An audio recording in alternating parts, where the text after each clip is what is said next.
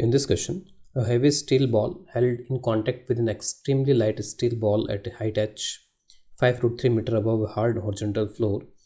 The line joining the centers of the ball max angle theta is equal to 30 degree with the vertical as on the figure.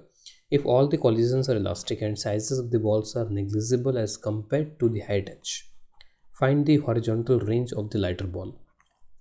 So the sizes of these balls are very small, and this ball has a negligible mass as compared to this heavier ball. So this ball is heavy, and this is of negligible mass. So this system is released from height h, and just before collision, there are two types of collision here. First, this ball will collide with the ground. So let us write this. First, this bigger ball, let us assume that this ball is A and this ball is B. So first collision occurs between A and ground. So first collision between A and ground.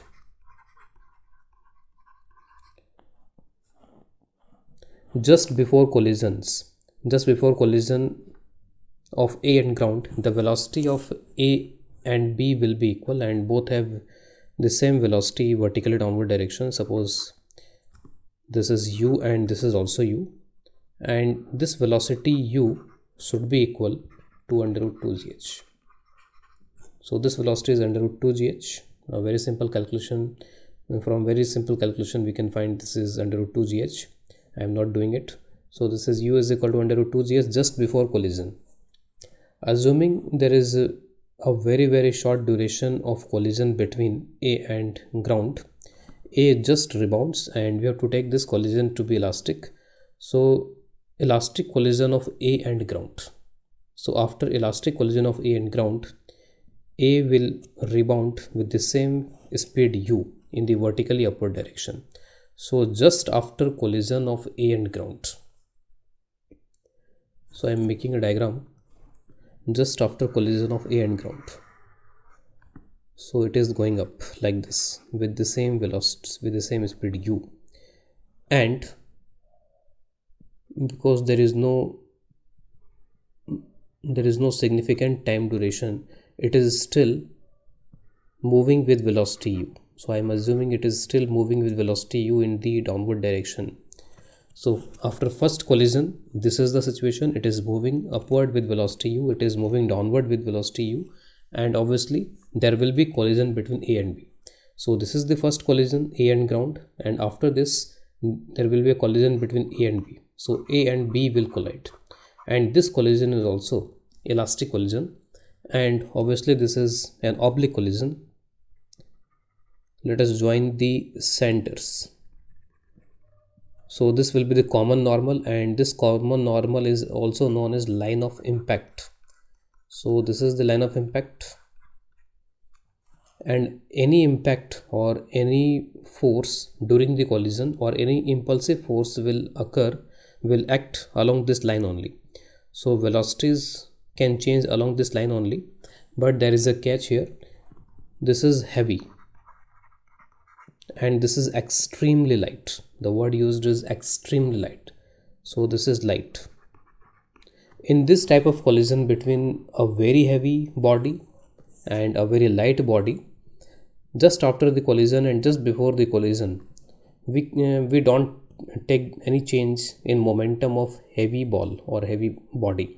So just after collision, there is no significant change in the velocity or momentum of this heavy ball. Only significant change can occur in this light ball only. So just after collision, I am keeping that this velocity is u only. This is the line of impact. Along the line of impact, it has component u cos theta. This angle is theta, so this is u cos theta, and this ball also has component u cos theta along this line of impact. So this is u cos theta, and this component is along the tangential direction, and this component will remain unchanged after the collision because there is no impulsive force along this common tangent direction. So let us draw the situation just after the collision between A and B. So just after the collision, there is no significant effect on this heavy ball A, but this lighter ball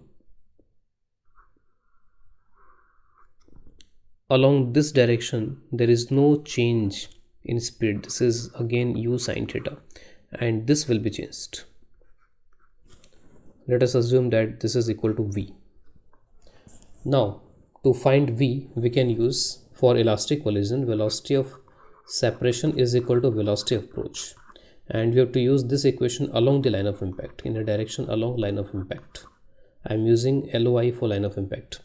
What is the velocity of separation along the line of impact? So for this u, we have component u cos theta. This angle is theta. So separation velocity will be v minus u cos theta.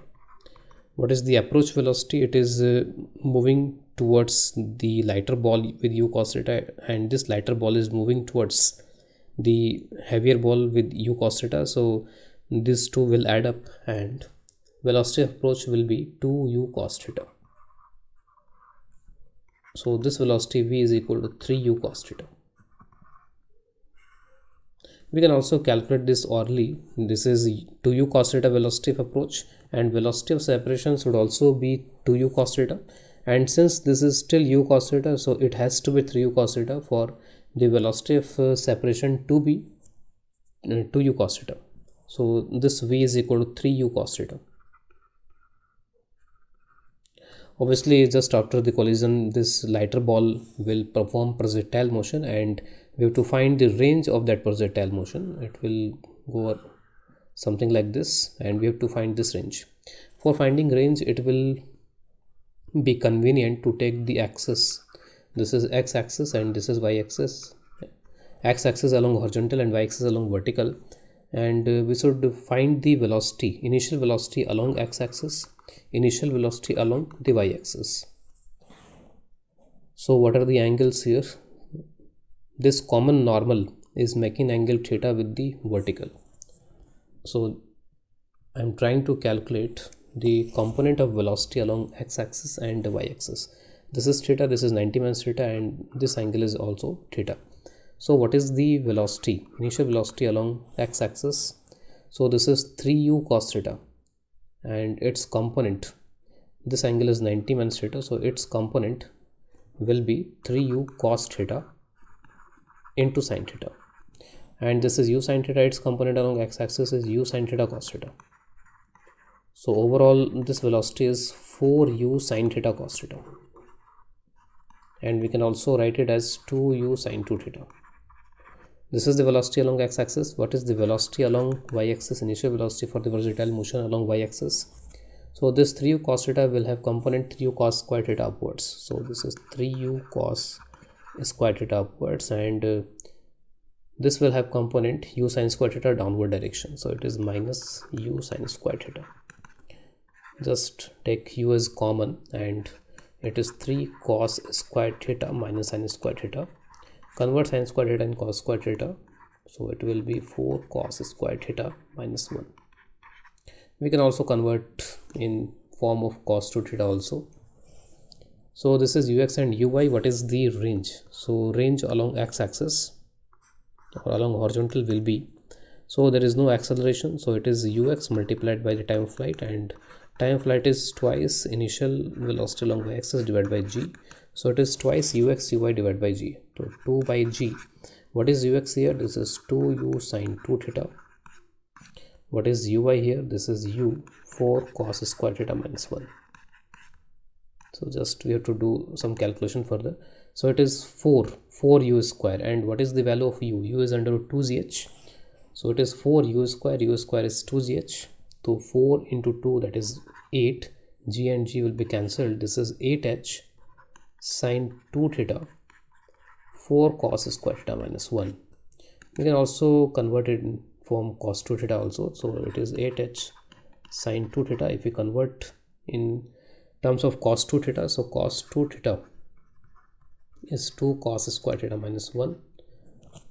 So 2 cos square theta is 1 plus cos 2 theta. We have 4 cos square theta. So we can manipulate and convert it like this: cos 2 cos 2 theta, and finally it will be plus 1. So this is the final answer. If we put theta as 30 degree, if you put theta as 30 degree, then range will come out as 120 meter. So this is the answer for range.